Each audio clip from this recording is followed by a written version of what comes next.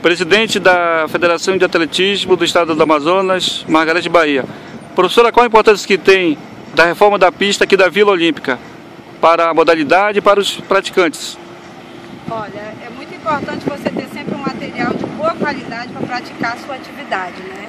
Os atletas agradecem se tiver um piso de excelência para que a gente possa realizar bem os nossos campeonatos, já que é a única pista, né, sintética no estado do Amazonas. E onde nós possamos também oferecer para competições a nível nacional e até internacional.